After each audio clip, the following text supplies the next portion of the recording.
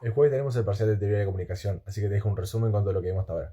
De la comunicación. Y en teoría hablamos sobre los estudios culturales británicos, los cuales fueron llevados a cabo por Hall, Hogarth, Thomson, Williams y toda la banda. Fue un proyecto de carácter político y de análisis de los 50. Lo más importante se dio en Birmingham, pero también vamos a tocar lo que fue los estudios de Cambridge, que fue la facultad donde empezaron ellos. Sumando a ese contexto, podemos decir también que eran estudiantes de clase media que habían entrado todos a la universidad por medio de becas. Empezamos hablando sobre cómo el boom consumista generaba un cambio en la clase trabajadora. Ahora los trabajadores podían acceder a bienes que eran altamente valorados. Eso los alejaba de su naturaleza de proletariados, de clase trabajadora. Cuando empezaron a estudiar en Cambridge se dieron cuenta de que la tradición predominante era la literaria. A la hora de hacer la crítica literaria, eran muy tenidos en cuenta el contexto de cuando había sido escrito el texto, la semiótica y su misma literatura. Consideraban a la novela como algo elitista. Ellos querían demostrar culturalmente cómo se dio el cambio en la clase trabajadora. Esa exigencia de la literatura, de que había algo que era lo mejor pensado y dicho, los autores van a rechazar esa tradición literaria. Entonces, ¿cuál iba a ser el tema de estos autores? La cultura y su nueva concepción, el dominio cultural y qué se da en la comunicación cuando se descifra o se codifica el lenguaje, qué implicancias había para la identidad y conciencia humana, y cómo se instauraba la nueva cultura en el humano. Entre otras cosas, hablamos que para analizar los efectos en el individuo post-colonización, o sea, después de 1945, la post-colonización fue ese periodo después de 1945 en el que la ONU se puso las pilas para básicamente liberar, entre comillas, a los países que eran colonizados, como las Filipinas por España, como África por Bélgica, Francia y Alemania, etc. Pero para analizar el individuo debía verse más allá que lo económico. El colonialismo había dejado un estatus por medios culturales que quedaron arraigados en los individuos que fueron colonizados. Se tornaron valores propios del que fuera colonizado alguna vez. Entonces, en el postcolonialismo había una lucha por el significado. Stuart Hall, en el documental, lo muestra un caso muy práctico de su vida propia y se entiende muy fácilmente. La tensión por la falta de reconocimiento del dominado por parte del dominador va a tener que resolverse dándole lugares a donde la cultura dominada pueda expresarse. ¿Y cómo se hace eso? Bueno, Williams va a decir que se tiene que quitar el ideal de la cultura. La problemática de Hall no se podía interpretar con la noción de cultura que ellos tenían. Williams, que tampoco era de Inglaterra, era de Gales, decía que para él los modos y estudios que hacían los compañeros de Cambridge eran elitistas, eran ajenos, llegando a cosas tan básicas como ni siquiera tener la misma indumentaria que ellos para sentarse correctamente. El ideal de la noción de cultura ya no alcanzaba para visualizar al resto de la cultura. Por cierto, miren qué atardecer, vos.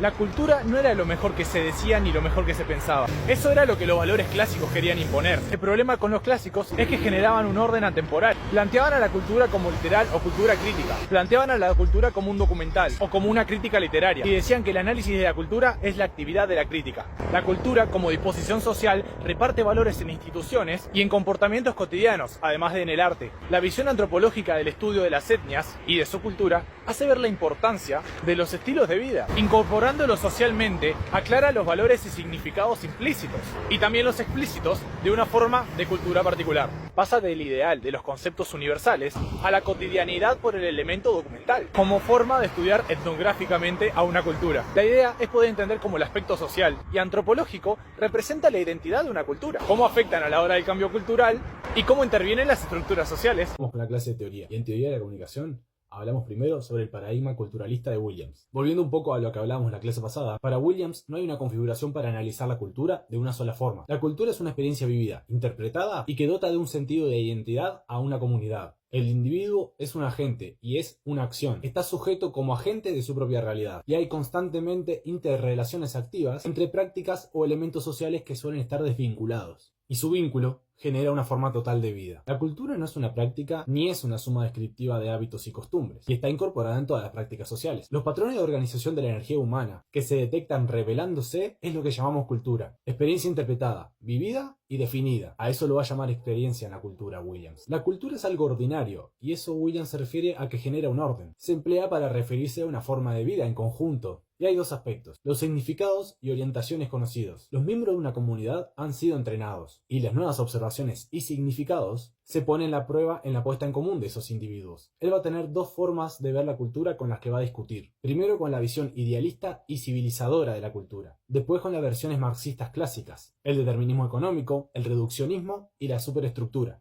El enfoque que Williams va a proponer para la cultura va a ser un interaccionismo radical, la interacción de todas las prácticas entre sí y dentro de las demás también. evitando un problema de determinación. La distinción entre las prácticas es superada considerándola todas como cambios en la praxis nada más. Los patrones subyacentes que distinguen el complejo de prácticas de cualquier sociedad dada en un momento determinado son las formas de organización, características que las subyacen a todas. O sea que está metafóricamente debajo de ella o que está literalmente debajo de ella. O sea que la cultura está por debajo de esa capa. Las variaciones van a enriquecer al análisis. Se da la determinación económica. No todos tienen las mismas posibilidades. Y eso genera un cambio de cómo interpretar las condiciones. Te permite ser valorado o no, reconocido o no. Y hay patrones subyacentes que organizan la formación social. Entonces, ¿cómo va a ser el análisis cultural Williams? Por variaciones del estilo de vida común. Y debajo de ella vemos una matriz cultural que se expresa en prácticas, o sea, de los subyacentes. No solo identificando eso que está por debajo, lo subyacente, sino que se va a ver también en las similitudes existentes entre esferas aparentemente diferentes de la vida humana. Si se ve en la clase de epistemología, que es la que sigue a esta, van a entender aún más esto.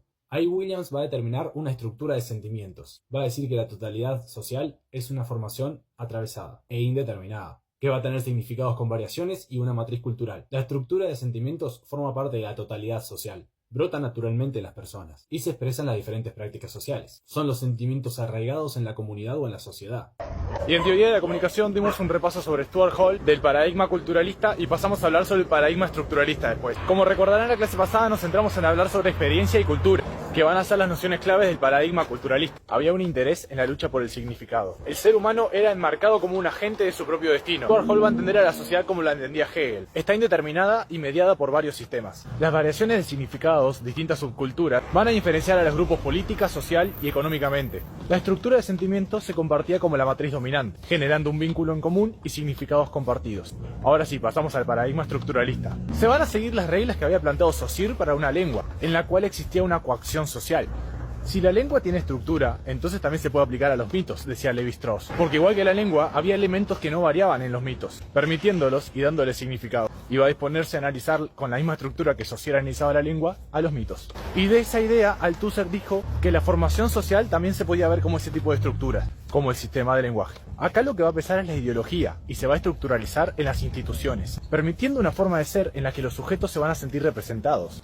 Estas instituciones son los aparatos ideológicos del Estado, son promotores de significación y se guían por distintos paradigmas, lo político, lo social y, va a decir él, en última instancia, lo económico. Lo económico era lo último que iba a determinar el significado, y Stuart Hall va a querer mantener las ventajas y las desventajas de cada uno de ellos. El paradigma estructural no es determinante de forma automática, pero inscribe en las instituciones del Estado. Familia, religión, política, los medios, generan significados y valores a los sujetos que se adhieren a esas instituciones, y todas tienen elementos normativos y reglamentarios, valores que se debían respetar. Se reglamenta y se genera la idea de disciplina, jerarquías, y todo esto de forma inconsciente va a ser coerciva. La ideología es una representación de la relación imaginaria de sus individuos con sus condiciones naturales de existencia. En pocas palabras, la ideología es cómo comprendes el mundo real. Althusser va a decir, el mundo existe por fuera mío, pero la sociedad, con sus instituciones, hacen que lean a través de ellas su realidad. Y cada individuo va a tener una relación muy particular con cada una de ellas. Se termina naturalizando la sociedad y se marcan valores dominantes por normas a seguir. Por más que tengas una idea, va a estar condicionada por la competencia con el otro. En última instancia, va a ser determinada por las oportunidades, o sea, por lo económico. Se van a aplicar criterios racionales como los dominantes, se van a generar reglas para el comportamiento y las mismas van a estar regidas por criterios racionales. Las representaciones se van a adquirir inconscientemente, como por ejemplo el habla. Vos aprendés a hablar por repetición de tu madre y tu padre, pero luego esas representaciones se afinan con las instituciones.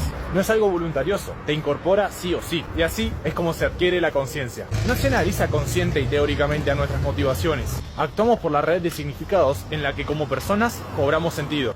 Lo dominante se impone coactivamente, decía Saussure. La lengua une y tiene efecto político.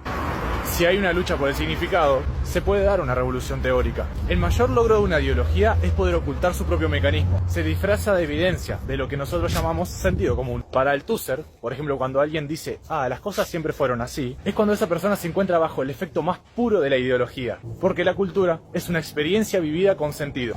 Y la estructura se conforma por reglas que determinan un fenómeno.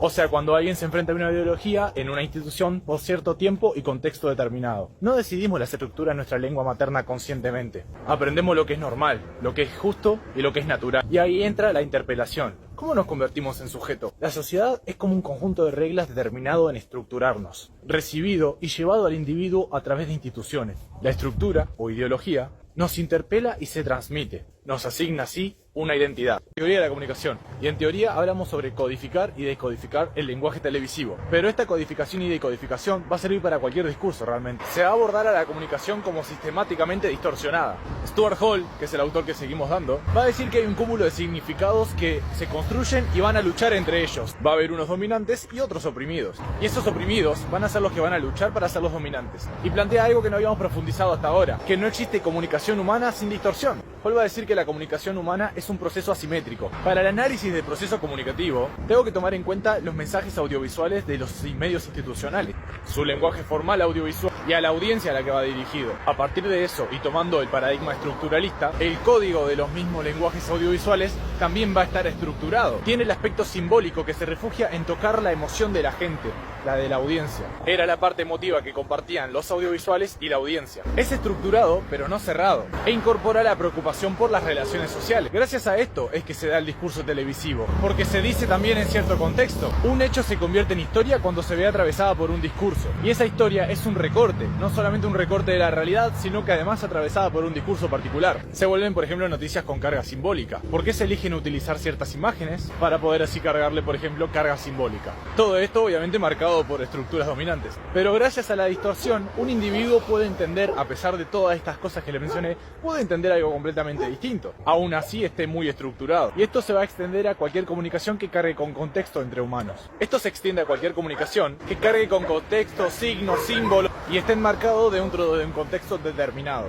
Había un momento importante que marcaba Hall, el momento de la recepción. Se emitía, se medía la reacción y de ahí se mediaba. Porque no todos compartimos las mismas estructuras. Eso va a hacer que la aceptación del mensaje vaya a variar. Pero los discursos dominantes van a ser los puntos de conexión donde este sistema asimétrico se vuelve simétrico. En las recepciones entran los marcos culturales estructurados.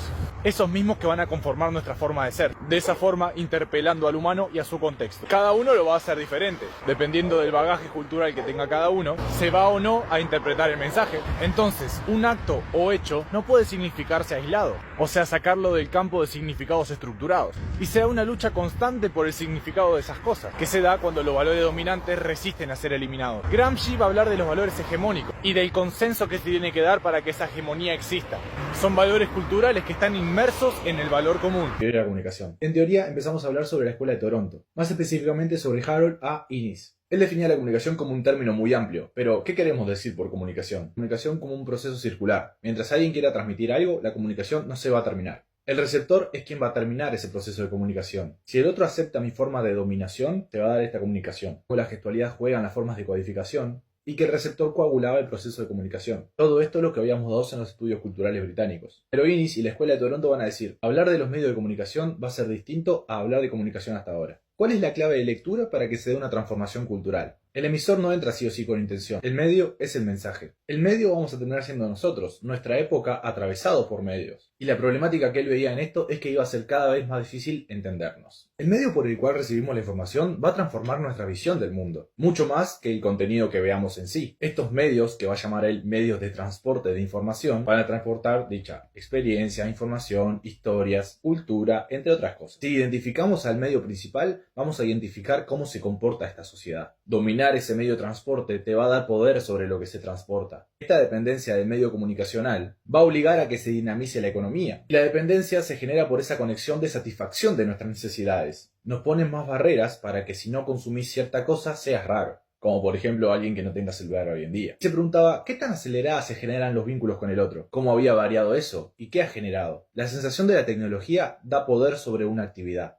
El ritmo, escala y dinámica de la vida van a ser traspasados por estos medios. No importa dónde estemos, vamos a querer estar conectados entre todos. Por un elemento de transporte, como el celular, no importa para qué se use. Por ejemplo, ¿vieron este jugador de Australia o de Nueva Zelanda que ahora todo el mundo sigue? Porque un video dijeron que todos lo sigamos. Bueno, eso es el transporte de todos juntos para hacer una actividad en conjunto. Vamos a querer estar todos conectados de alguna forma. Y esto va a identificarse con el medio dominante de esta era. Y va a tener distracciones constantes que tu cerebro va a eliminar para que sí te puedas concentrar solamente en esa tecnología. Las distracciones constantes van a hacer que tu cerebro genere estímulos para bloquearlas. Como por ejemplo hoy en día que vemos publicidad por todos lados. Vas en el bondi, tenés publicidad en el bondi. Mirás para afuera, tenés publicidad afuera. Mirás el celular, tenés publicidad en el celular. Tenés que tener los ojos cerrados o no ver para ningún lado. Esa tensión en la psiquis va de la mano de vivir en la era de la electricidad. Va a ser una consecuencia estructural de nuestra época. Harold, también de la Escuela de Toronto, va a decir: la historia de Occidente es la historia de las civilizaciones que dominaron el transporte. Mientras más liviana y práctica sea tu tecnología, vas a dominar al resto. Desde la piedra egipcia para escribir, a la arcilla para escribir, al papel para escribir, y ahora la digitalidad. Los medios son los que dominan a las culturas anteriores. Se alteran los deseos y experiencias de las mismas. Una tecnología es una prótesis que te ponen desde el momento que nacés, porque vos nacés desnudo, sin ninguna prótesis. Ropa como sustituto del calor, lente como sustituto de la vista. El vínculo con la prótesis te hace dependiente. Necesito esos lentes para ver. Los lentes me dan vista, el poder de ver. Es parte mía, si no, voy a perder ese mismo poder. Yo no uso lentes. Pero nada, si alguien quiere un armazón, esto no tiene aumento. Y se van a dar cambios estructurales y hasta físicos por nuestra relación con esta tecnología. Y este proceso evolutivo ya no va a parar nunca. El problema académico que se da es que una vez que se empezó, ya no se puede volver atrás. La dinámica de la economía, velocidad, eficiencia, cantidad, va a hacer que esa dinámica se transporte a cómo nos comportamos en nuestra vida cotidiana. Sin embargo, sí existen comunidades o personas que están fuera de los vínculos dominantes con la tecnología y lo interpersonal. Pauli, si la recordarán por ejemplo, mencionó a los Amish. McLuhan, otra parte de la Escuela de Toronto, va a hablar sobre la sociedad mayoritaria en un conjunto. Se suele parar todo por el impacto de los medios. Recuerdan las Torres Gemelas, el segundo impacto lo vio la mitad del mundo. Cuando estamos fuera de los medios, le damos importancia a los mismos. ¿Conocen la expresión FOMO? Fear of Missing Out, o sea, miedo de perderse algo. Como cuando no te invitan a una jodita o cuando te perdés de ver una final de Champions. Entonces la tecnología da identidad. Se transmite en el imaginario cultural. El objetivo de dominación se plantea y por los medios de transporte se facilita la llegada del individuo. Acá no va a importar una simetría entre dos culturas distintas. Puede una dominar a la otra, pero ambas se van a ver influenciadas. Una por la cultura de la otra, y esto se empieza a dar por los medios de transporte. No medios de transporte convencionales tipo camión, auto, barco. Estamos hablando de medios de transporte de información, todo eso. Siempre en ese contexto. Manténganse en ese contexto. Y eso va a hacer que la tecnología, o sea, el medio, va a ser clave para conectar dos culturas distintas. Y así, por ejemplo, unir identidad. Innis va a decir: la tecnología puede ser una condición necesaria y la consecuencia que perdura en el tiempo para demostrar la unión. El vínculo de una nación u otras sociedades. Como mundialmente con el celular. Todos estamos conectados porque todos tenemos un celular. Cuando digo todos, me refiero a más de un 90% de la población. Este vínculo con la tecnología va a ser ambivalente. Va a separar dos naturalezas. Nuestra naturaleza de nacimiento, que es la primera, y después nuestra naturaleza generada por las prótesis que se nos aplican, nuestra segunda naturaleza. Y se va a dar el estudio de la comunicación como un proceso, dándose el cambio cultural, que se da por la comunicación. ¿Y cómo define comunicación? Proceso en el que la cultura cambia por cómo cambian los medios. Va a estudiar los efectos de los mismos, cómo vamos naturalizando las tecnologías. Cambian las expectativas con otros y la forma de vincularnos. Por ejemplo, usar el celular mientras hablamos. Vos estás respondiendo tal vez un texto o de un chat mientras un amigo te está hablando. Y sin embargo, se comprende que vos estás prestando la atención a tu amigo también. Pero sin embargo, antes no se daba eso. Antes le prestabas atención mirándole a los ojos o prestándole 100% de tu atención. Se tiene que comprender que alguien está teniendo un vínculo real fuera de esa tecnología cuando está con la tecnología. La comunicación y sus consecuencias. Va a dar distintas formas de reproducir, almacenar y diseminar conocimientos e información. La tecnología de la comunicación va a ser la clave para explicar que la transformación de la cultura son los medios físicos y los simbólicos. Es una cultura endeudada y tu habilidad se va a desarrollar en el medio dominante de tu época. Vamos a estar enceguecidos, él decía. No vamos a darnos cuenta de la realidad en la que la tecnología nos hace estar, ni los efectos que nos causó. Vamos a aceptar la dinámica por el cambio cultural que generaron los medios. Teoría de la comunicación. Por cierto, el jueves 18 tenemos el parcial, así que muchos éxitos a todos. Y en teoría de la comunicación profundizamos sobre McLuhan. Hablamos sobre cómo el medio enceguece. El medio de comunicación, que en este caso medio va a ser una metáfora, va a incluir la idea del soporte de Innis. Además, el concepto de que las tecnologías amplifican el cuerpo, o sea, se va a potenciar. Y eventualmente esa tecnología se va a convertir en un ambiente para nosotros, en el cual vamos a naturalizar esas tecnologías. No va a haber intenciones detrás de esto. El mundo va a generar ese ambiente y de ahí vamos a aceptar esa tecnología. Nuestro cuerpo y sociedad van a mutar. Las tecnologías, las cuales limitan, pero luego nos apropiamos de ellas, transformándonos y generando que ya no podamos volver atrás. Van a evolucionar por nosotros y eso nos modifica a nosotros. La tecnología es la explicación de por qué somos como somos. Y ahora la frase, el medio es el mensaje. Como procesamos información distinta por ajustarnos a cierta tecnología, vamos a vivir distinto también.